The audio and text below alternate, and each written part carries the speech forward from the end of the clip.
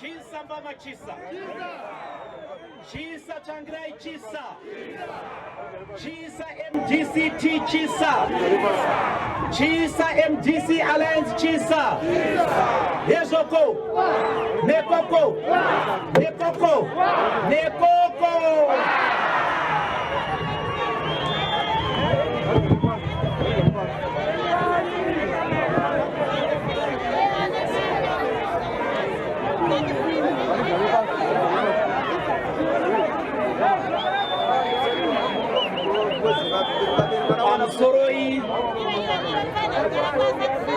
Pamsoroi vakuru vari pano.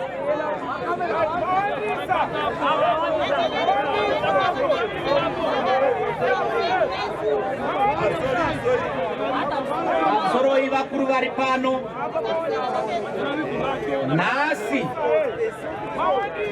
Nasi izuva repeace rally. Zvariri zuva repeace rally.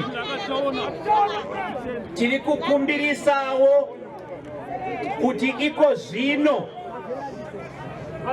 tichitungamirirwa nema alliance partners edu. Ma alliance partners AMDC alliance ari pano ese. Saka iko zvino tiri kuda kukumbira munhu wese kuti tiite a minute of silence tichirangarira ma victims e political violence, kusanganisira mukomana akashaika pakwekwe. Saka chakumbira just a minute of silence for that.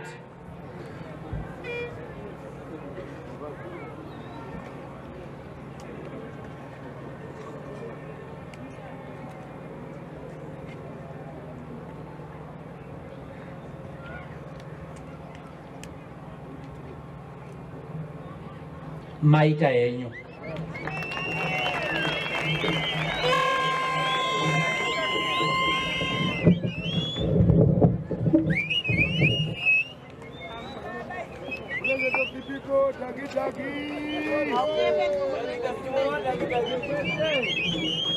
Pamsoroi Vice President we Movement for Democratic Change, Baba Elias Mzuri.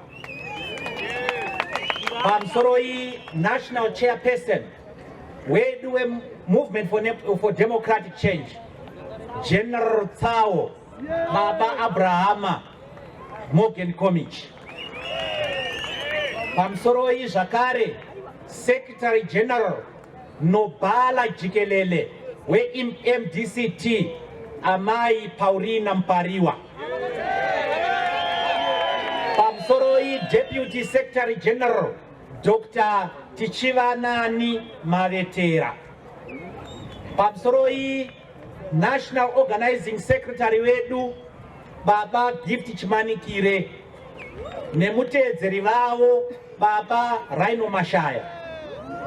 Pamsoroi the Treasurer General wemsangano uno Dr. Tapua Mashakada na Vice wao Senator Chief Njofu. Pamsoroi akanyanya pane muromo we party yedu Witness Dube nemtedzeri wake hapo zvake pano Pamsoroi. Pamsoroi vakuru vemadzimai mawaona pano injovukazi Mama Gonyeti pamsoroi. Nemtezeri wenyu Joyce Makonya, Honorable. Pamsoroi, a National Youth Chairperson, Yvonne Msarurwa. Ndiri papo, ndoda kuti nditaure kuti Yvonne Msarurwa example yekushamisa kunoita Mwari. Yvonne akapomerwa mhosva yaasina kupara ndokupiwa 20 years kuti agare mujeri. Vakanga vari vatatu pavakazotongwa, iye nevarume vaviri. Pakanzi 20 years, varume vakabva vatarisa pasi. Yvonne akasimuka mukoti akaita slogan akati chisa mbamachisa. Akataura iye kuti achadzoka. Iko zvino kutaura kwandiri kuitawo, Yvonne Msarurwa the Honorable Member of Parliament. Pakanzi pakuendwa kunoita climate change kumusangano mukuru United Nations ku Glasgow ku Scotland. Anga akamirira Zimbabwe ndi Yvonne Msarurwa.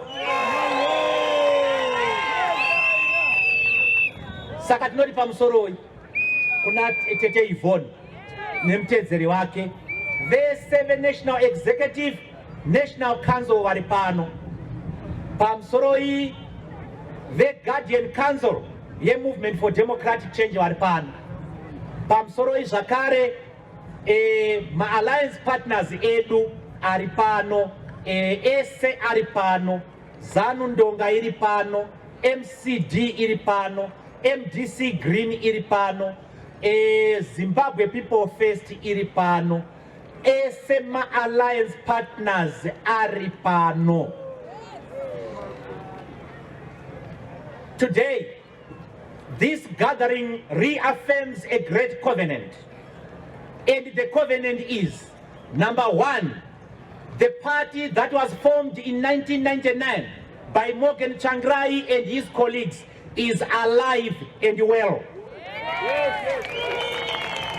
Number 2, the party that was formed by Morgan Tsvangirai and all our forebearers shall never die. Number 3, this party was formed pursuant to certain indelible values, the values of democracy, freedom, justice, equality, solidarity, and fairness. And number 4, this is the party of national salvation. Number 5, this is the party that is going to lead Zimbabwe from its current social, political, and economic quagmire. Indeed, this party has been subjected to many vices. It has been subjected to heat, extreme heat. It has been subjected to cold, extreme cold. It has been beaten. It has been smothered. It has been smoothened. In short, it has been made strong.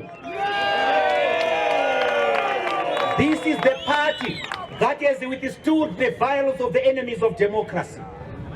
Number 6, this is the party that is ready to govern, and it shall govern. Number 7, this is the party whose principal aim is to take over governmental power through peaceful, democratic, and constitutional means, and govern differently and change the lives of the people of Zimbabwe for the better. This party was formed to achieve social justice, economic prosperity, national integration, and unity. It is a party of equal opportunities for all. You are because I am.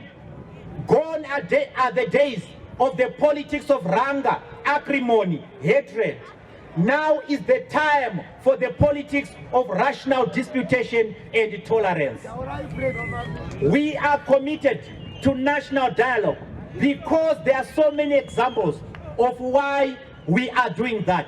because it is in the best interest of the Zimbabwean people that we do that. At Lancaster House, there was dialogue, and it brought independence. After Gukura Hundi, there was dialogue, and there was the Unity Accord.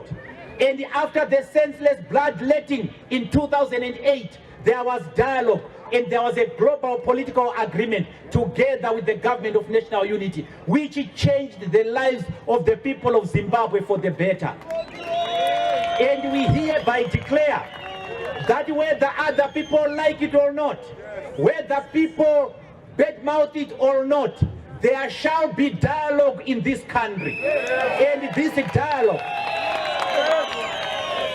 shall be to the best interest of the people of Zimbabwe. No amount of hate language, no amount of mudslinging, no amount of propaganda, no amount of names that you will give to me will change the idea whose hour is come. This is the hour of dialogue. The enemies of democracy can howl and growl, but we are going to achieve dialogue to end poverty, to end unemployment, to end capital flight in our country, to end the international isolation of our country, to achieve health for all, to achieve education for all, and to make sure that there are labor rights in this country. There shall be dialogue to make sure that there is a green economy in this country. There shall be dialogue to make sure that people living with disabilities are given their rights. There shall be dialogue to end all forms of discrimination in our land. There shall be dialogue to make sure that the time for our women is now. The time of our women is not tomorrow, it is now. There shall be dialogue to make sure that the rights of the youth are respected.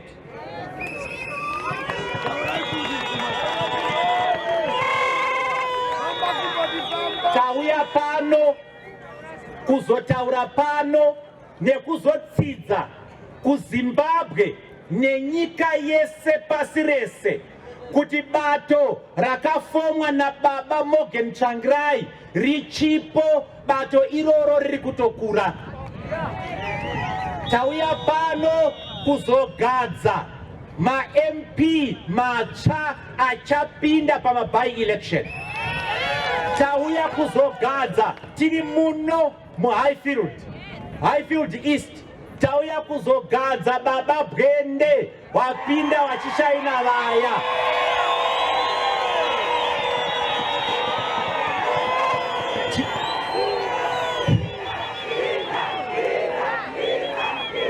Tauya kuzogadza tiri pano mumusha weHighfield, takananga paHighfield West apa. Tauya kuzogadza muvhangeri Simon Howe, tiri kuzotora. Tauya kuzogadza ma-MP ese hatichakudomeine mazita enyu, asi tauya kuzokugadzai pano. We are going to the by-election, not to lose those by-election. We shall win those by-election because we have always won. Tauya kuzogadza ma-councillors edu, vanatete Mary vari pano muno muHighfield, vana Moyo weShumba vari muno muHighfield, ndangodoma chete vari muHighfield. Tauya kuzokugadzai. Tiri kuti isu seMDC, nyika ino yaona kutukana kwakakwana, yaona kurovana kwakakwana, yaona kudeuka kweropa revana veZimbabwe kwakakwana.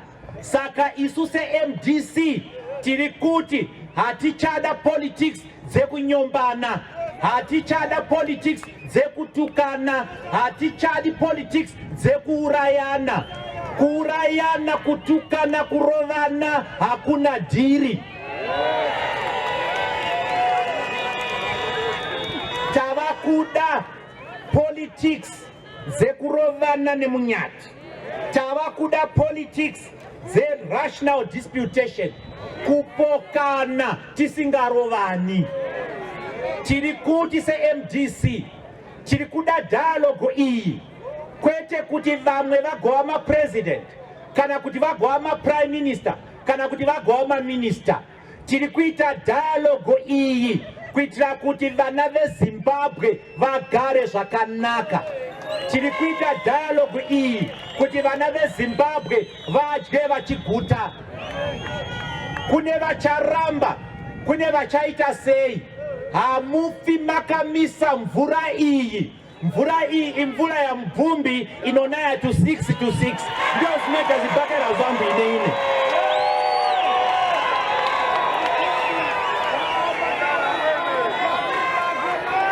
Kana tichitaura dialogue, tiri kuda kugadzirisa zvinhu muZimbabwe muno. Chekutanga tiri kuda kubvisa nyaya yemhirizhonga muZimbabwe. Tiri kuda kuti muwe nerunyararo munyika muno. Hapana need yekuti unoenda ku State House kana kuti unogara ku State House pamusoro pezvitunha zvevana veZimbabwe. We want a clean leadership. We want peace in this country, and we shall achieve peace in this country. MuZimbabwe muno pane vana veZimbabwe vari kunonga shoshe nemuromo. Kune vana veZimbabwe asingatozive kuti mangwana achadyei, mhuri yake ichadyei. Kune vana vemuZimbabwe vasingakwanisi kudya chikafu chemakuseni, chemasikati nechemanheru, kureva breakfast, lunch nesapa. Varipo vana veZimbabwe. Naizvozvo chinangwa chebato redu kupedza urombo hwatekeshera muZimbabwe. Chinangwa chedu, rega ndipataure nechirungu. My aim is not to be a minister in this country. It is not to be, as an end to itself, a prime minister of this country, far from it. It is not to be a president of this country. My aim is to make Zimbabwe a land of happy people.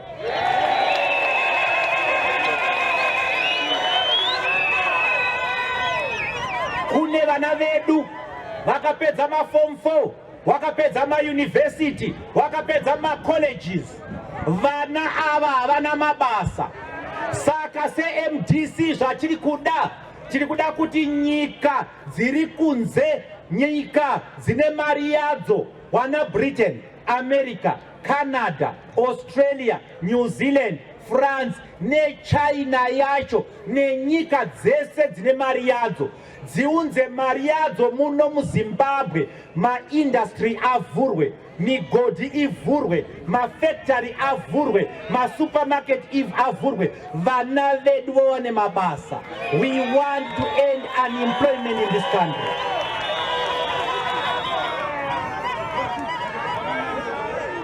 Ndiri kuda kuti musikana kana mukomana uchibva kudande wonyorera musikana wako tsamba uchibva kubasa uri kubasa kwako. My dear Abi, as you know, I was now employed as an underground supervisor. I have now been promoted, my dear Koma. I am now the underground manager. My dear Abi, now I am going to be given a new car. Yours in the hot okra soup of love, Tendai.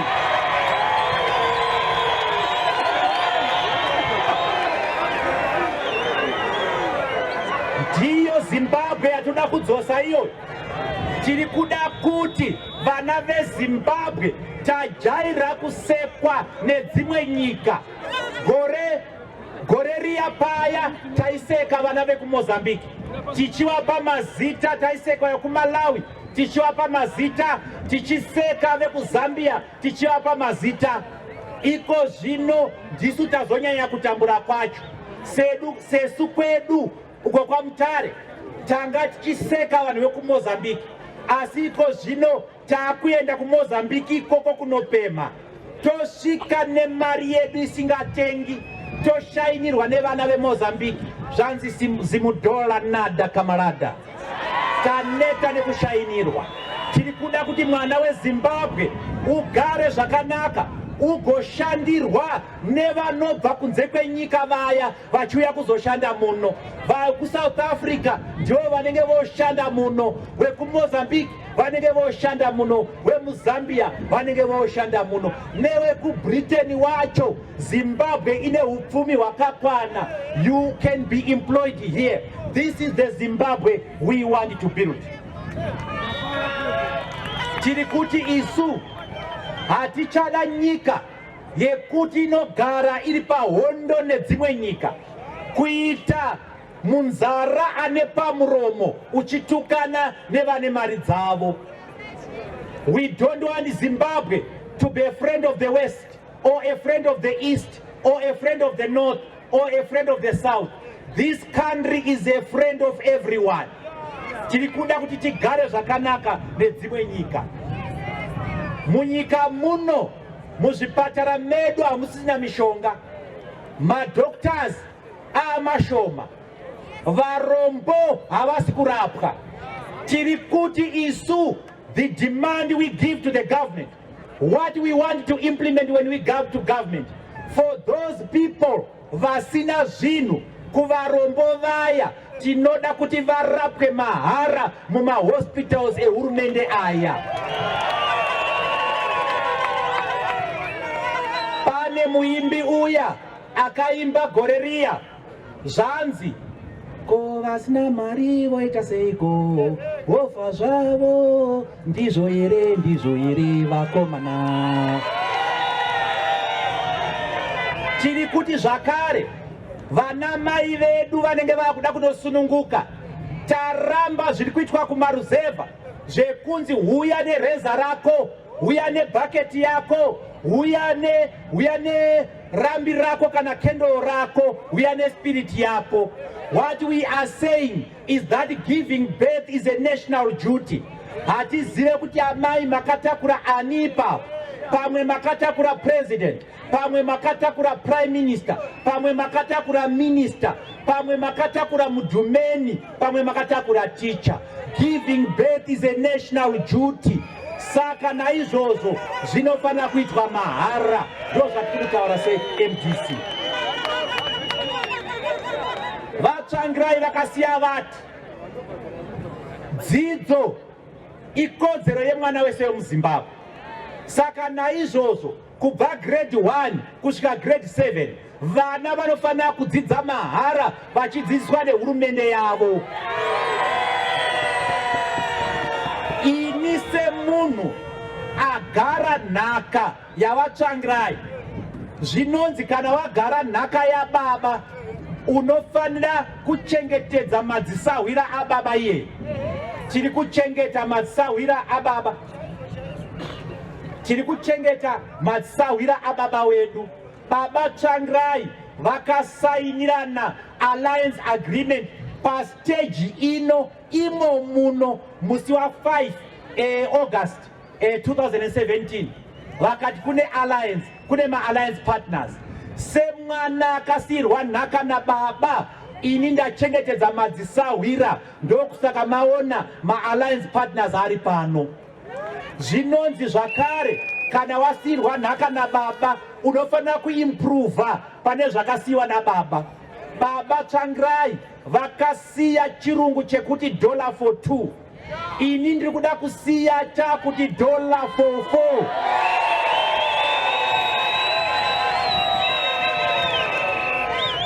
Baba Tsvangirai vakasiya vati tiri kuda kuti vana grade 1 kusvika grade 7 vadzidze mahara. Ndiri kubvumirana nazvo izvozvo. Tiri kuti pamberi pazvo kune vana vanogona asi vane vabereki vasina mari, asi vane vabereki vasina chekubata. Tiri kuda kudzosa nyaya yemabhezari, nyaya yemascholarship, vana ivavo vadzidziswe nehurumende yavo. Hakuchazowizve muZimbabwe muno nyaya yokuti vana vedu vanotadza kuenda kuchikoro pamusaka pekuti vabereki vakafa kana kuti varombo. Vana ngavaende kuchikoro. Tiri kuti isu seMDC, hurumende iyi yava Mnangagwa, hurumende iripo iyi ngaisiyane netsika yekutukirira netsika yekudzvinyirira vashandi. We don't like the way this government is treating our nurses. We don't like the way this government is treating our doctors. We don't want the way this government is treating our teachers. Vapei mari dzinokodzerana navo, vana vedu vadzidze zvakanaka, vanhu vedu varape zvakanaka.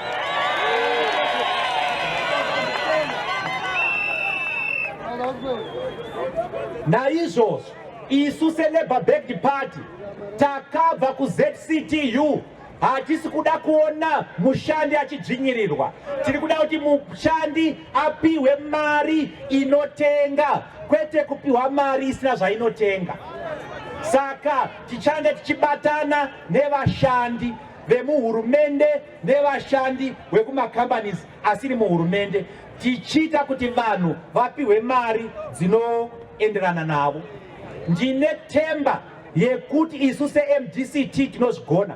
Tinozvigona nekuti ZCTU yacho tinavo vari muno mubato medu. Tine trade unionist ari mubato medu vakashandira ZCTU.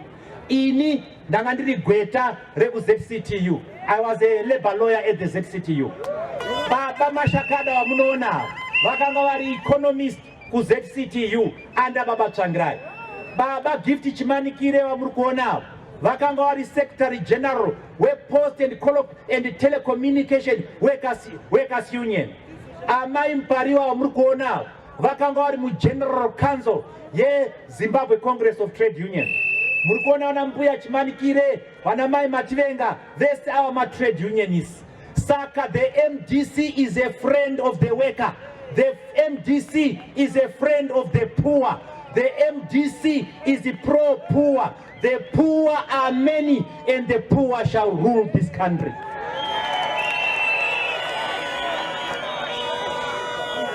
Tiri kuda budiriro munyika muno, marodhi aya ngaagadziriswe marodhi aya.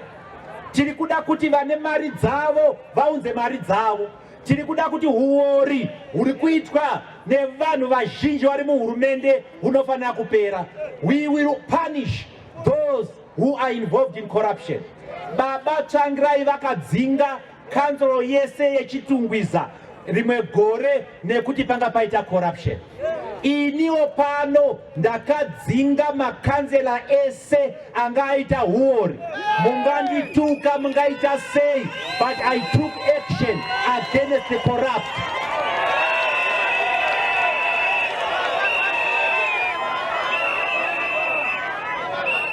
Munoti hamudi corruption. Muchiti corruption must be punished.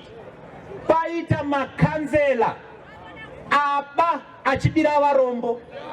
Paita makansela atengesa land yakanzi this is a land yekuwaka dzimba dzakachipa dzevarombo, vakatora land iyoyo vakanoitengesera businessmen.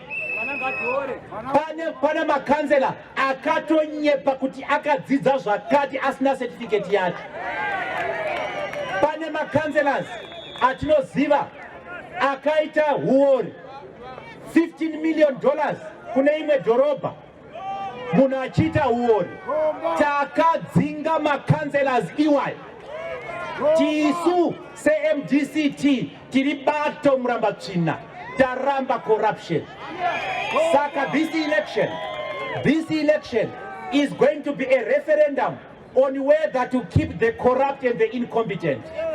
Hakuna kansela watakadzinga asina ma issues ne corruption. Kana aine nharo, kana paine ane nharo, ngauye pandiri, ndinomupa file racho, ndine .com racho.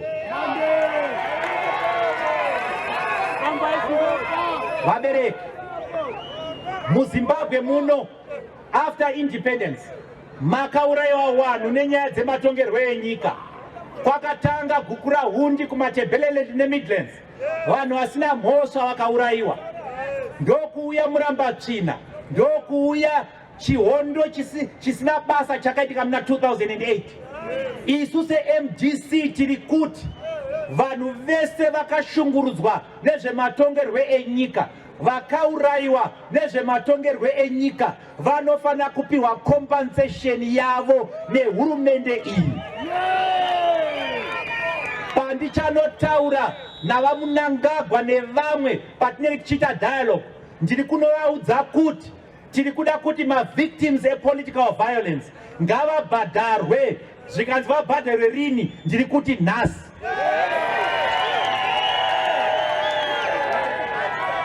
Pane vana vakasiwa nevabereki vavo, tiri kuda kuti vana ivavo vadzidziswe nehurumende, nekuti hurumende iyi ndiyo yakanga ine pati yacho yakauraya vanhu. You cannot escape that. So vanhu vese vekugukura hundi vanofana kuita compensation. We must compensate. We must push the compensation. Vakakuvadzwa vese pa democratic revolution. Tine vana vakauraiwa, vanatonderai ndira, Beta Chokururama, Godfrey Kauzani, Ken Nyeve, Shepard Jani, Joshua Bakacheza, nevazhinji vese vakauraiwa handisina kudoma. Mhuri dzavo dzinofana kuchengetwa nehurumende iyi. Saka tinenge tichigadzirisa nyaya yecompensation. Tiri panyaya yecompensation yepolitical violence, hatisi kugumira pane vanhu vakauraiwa chete. Tiri kuti vanhu vakakuvadzwa, vakaremadzwa, vanamai vakaitwa zvisizvo, vanamai vakarepewa, vakaita go through psychological trauma, vanofana kupiwa compensation nehurumende iyoyi. And I am saying they should do it now, and they shall do it. MDC yazviona kuti muZimbabwe muno hatisi kukoshesa vanhu vanorarama nehurema. Vanofanira kudzidza mahara vanhu vaya, vanofanira kurapwa mahara, vanofanira kupiwa mikana yakaenzana, because disability is not inability.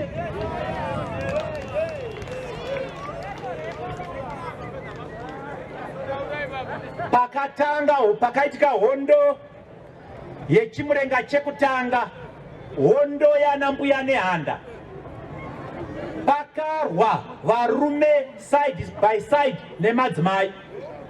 Pakauya hondo yechimurenga chechipiri, vakadzi vakaendawo kuBotswana ikoko, vakanga variko kuDhukwe Kembi ikoko, vakadzi vakanga variko kuChimoyo vakabhombwawo paNyadzonya, vakabhombwawo paTembwe, vakadzi vakafa kumafira akangoitawo varume.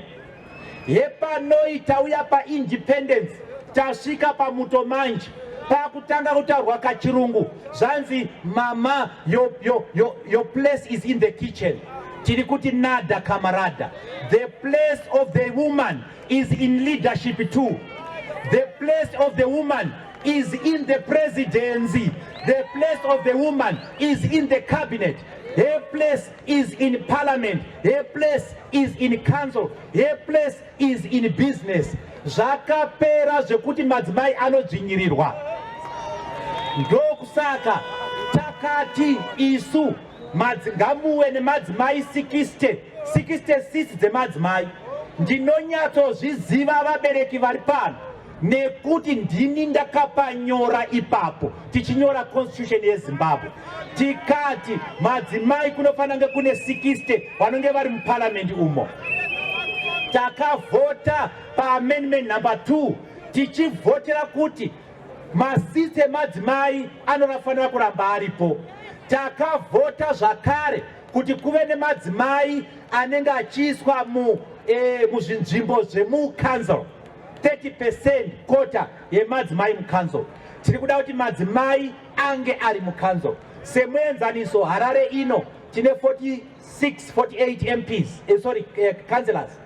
30% yacho is about 14. Pa ratio dziripo 3 vanenge vari vezanu, 11 vanofanira vari veMDC. Tiri kuda macouncillors edu echidzimai iko zvino nhasi today. Ndo zvatiri kuda izvozvo. Mayouth tiri kuti isu kunyeperwa kuti hanzi ndisandaenda kumayouth. Vana amai, nhasi ndiri kufaction yenyu, ndiri kufaction emadzimai. Musabvuma kunyeperwa kuti hanzi kuparliament kunoda vakafunda. Ku parliament hatidi majawbreaker ako. Ku parliament hatidi mavhoko. Ku parliament tinoda munhu ane mapoints. Ku parliament tinoda munhu anoshandisa medulla oblongata chete.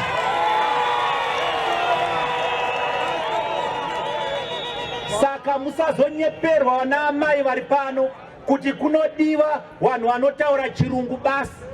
Kwakubvumirwa Shona Mufunge, kwakubvumirwa Chindevere, kwakubvumirwa Chitonga. Unoenda ku parliament ikoko uchinotaura. Chindau chinobvumirwa chete, chinobvumirwa futi ku parliament. Uri munhu wendonga uri ku parliament, unobvumirwa kungotaura ka kuti ebeke pandonga musharukwa apetuke. Mugabe anga ari mabhara namusharukwa. So the time of the women is now. Takwenda kuma youth. Hatichadi nyaya yekuti ma youth kana takusvika kuma election vanotengerwa mutoriro, vanotengerwa maskad, vanotengerwa brongo, vanotengerwa zvinodhakwa zvese. Vonzi endai munorova nhingi. Mukanyatsopaongorora ma youth, nyaya inoitika paya vapfumi vanoshandisa iwe murombo kunorova umwe murombo kuti vapfumi vagoenda ku parliament, vapfumi vagoenda ku government. Mukatarisa pa GMB paya panenge pachigoyiwa zvino, ndiwe muyuthi murombo anopiwa chitsvimbo chekurova kuti mugonyima vamwe varombo. Saka tiri kuti the poor have been used enough. Basa re-youth is not to beat up people. The youth are not the leaders of tomorrow. The youth are the leaders of today. Ndokusaka tichiti tiri kuda kuona ma-youth mu parliament, tiri kuda kuona ma-youth mu council, tiri kuda kuona ma-youth mu business. Ndiri kuti kune iwe mu-youth, ini nda president wako, bango rangu rakamira hapo. Ndoda kuona bango rako rakamira wapa. Uchienda kunoona bebi rako, uchishofera bango rako. This is the Zimbabwe we want to bring. We want a Zimbabwe of happy people. Saka ma youth takavota ku parliament kuti kuwe ne youth quota ku parliament. Trikuda youth quota ku council.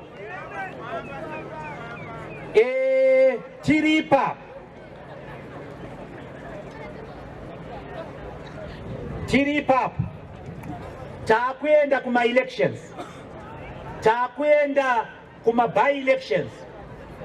Vanga taura zvavanga taura, makazozviitirei panyaya yema recalls. Hazvina kutangwa nesu. Biti rimwe gore akaita pamuromo, akatandaniswa muparamendi naBaba Tsvangirai, akanga afoma imwe pati. Gore rapera, imi mafoma imwe pati, maakuda kuramba makabata masiti eMDC. Tinongoti kachimbosudurukai toenda kuma by election kwacho, vana veZimbabwe vosarudza vavanoda. Saka takuenda kuma by elections. Isu veMDC tasiyana nevamwe vanoshandisa the politics of force, the politics of spreading falsehoods. Isu tinoshandisa hedu the politics of persuasion. Tiri kuda kutaura zvakanaka nevanhu. Ndokusaka makationa tiri kuuya kuvanhu tichikumbira door to door, tichikumbira voti yedu. Ndiri kukukumbirai vana veMDC, vana vemhuri yaTsvangirai, ndiri kukukumbirai kuti muchengetedze runyararo. Hatisi kuda kurova vanhu nekuti ndeve ZANU-PF, hatisi kurova vanhu nekuti ndeve CC. Vanobvumirwa kuita ZANU-PF, vanobvumirwa kuita CC. Saka handiti ndati munobvumirwa, ndati vanobvumirwa. But iwo ngavazive kuti ini newe tinobvumirwa kuda mutungamiri watinoda. Kana tichida dhagi wedu, hautibvise pana dhagi wedu.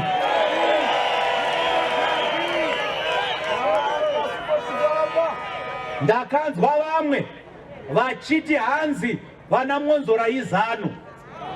Ukatarisa kabineti yangu iri papo, hapana kana munhu wezanu akambenga ari ezano aripo apo.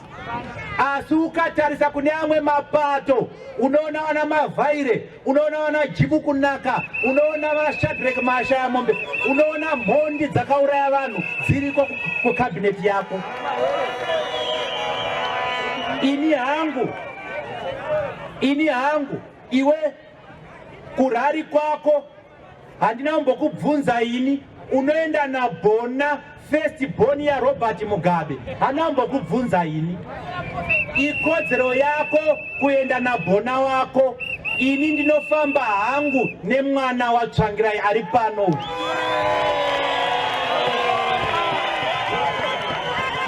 Munozviziva kavabereki kuti mukaziongorora zvinoitika kumushawo, muroi aroya munhu, panofa munhu iyeye anochema kudarika vamwe vese, but ndiye anenge akaroya. Ukanzwa anenge achiti nhingi chakati, ndiye ichocho. Saka vamwe vanofamba naBona Mugabe voti havasi ZANU-PF, voti ini hangu ndinofamba naVincent Tsvangirai ndiri ZANU-PF. Muri kuona zvichibhalanza here apo?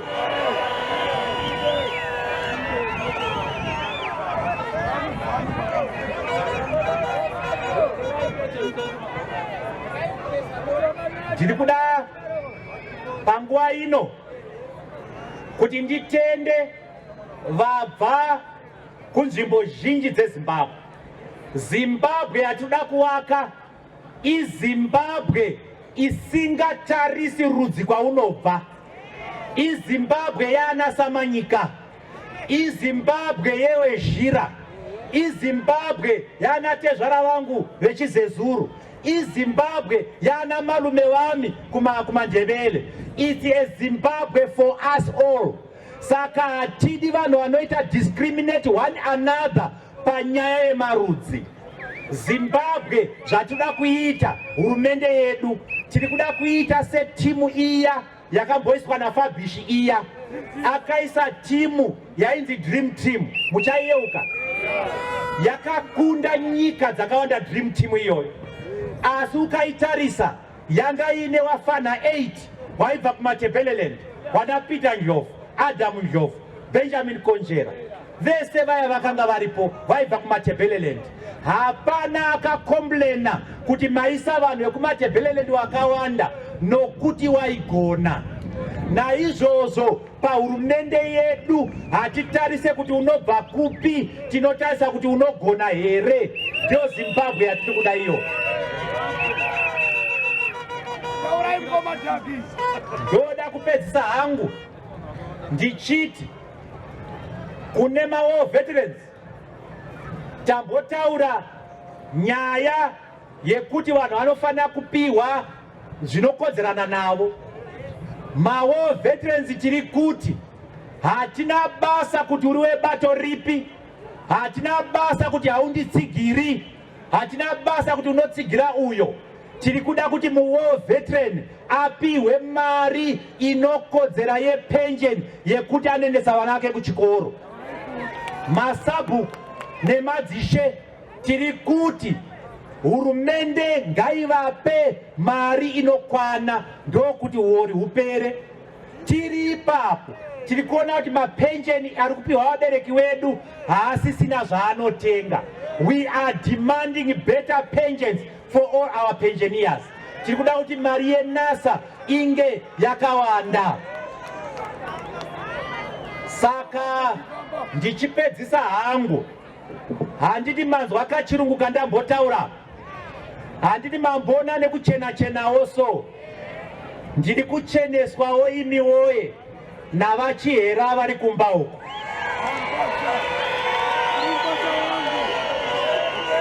Saka pari zvino ndanga ndichingoda chete kuti ndicherechedze amai Mwonzora, mai Betha vari pano.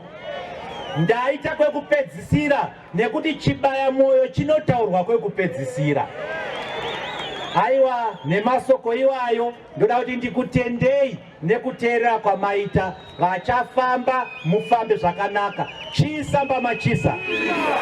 Chisa MDC teacher chisa. Yezoko. Nekoko. Nekoko. Nekoko. Thank you. Yes, Jackie. Yezoko.